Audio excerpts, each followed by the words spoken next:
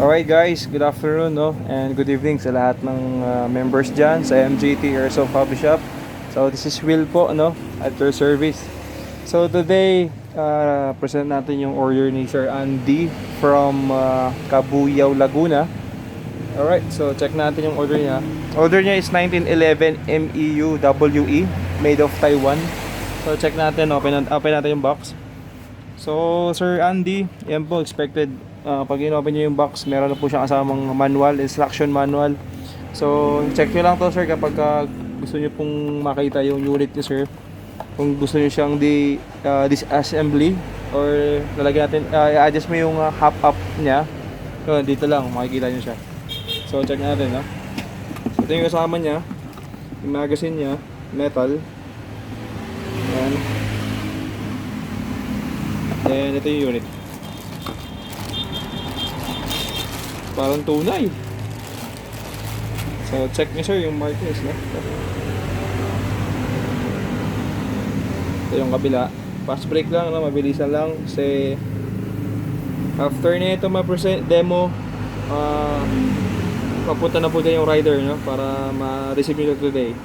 So ito po, working yung kanyang side lock. Ito yung button nya, side catch. Right?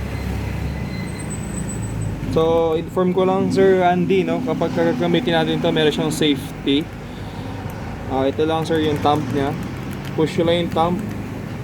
Then, trigger. Okay? Pag hindi mo siya pinush, hindi siya mag-trigger. Yan. Then, ito. Right? So, test natin. Firing natin ito.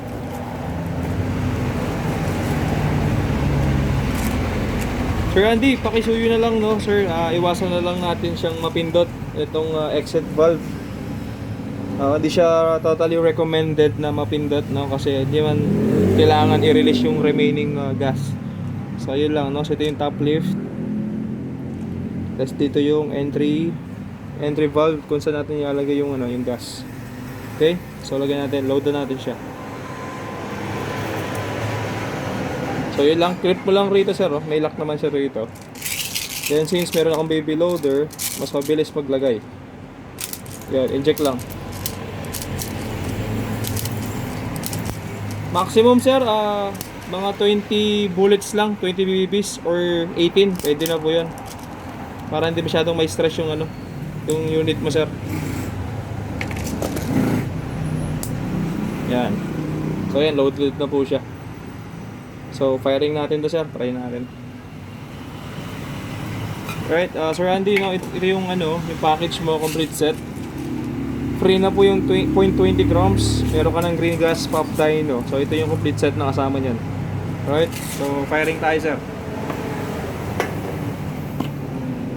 Alright, so pag naglalagay tayo sir ng ng green gas, since kung bago po tayo, newbie, always inverted po sir, no, ganito po. Vertical. Hindi pa pwede magsagay na papaganto, papatayo. Hindi pa pasok yung gas. Dapat pababa. So pasok na siya, dahan-dahan. Yun. Marinig naman siya eh.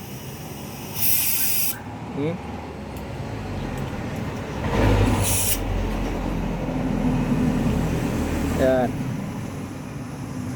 5 to 10 seconds lang sir ha. 5 to 10 seconds lang po. Try natin ulit. So yun na, firing na tayo sir, try natin.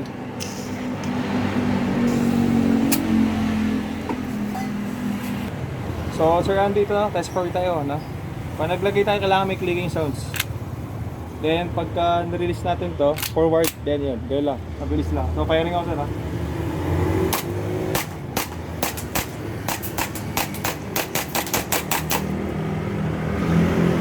Sir Andy, ito po, check nyo yung unit kapag empty na yung bala. Mag-side lock po siya. Then mag-release. Then itong catch button. Yan, tapos kasan nyo ulit. Check yung chamber kung may laman. Kung wala, safety, trigger, then rest. Papalo naman yung hammer dito. So yun lang sir. So kapag may question mo sir, PM mo lang sir no? Alright. So thank you very much, MJT Airsoft Hobby Shop. Thank you.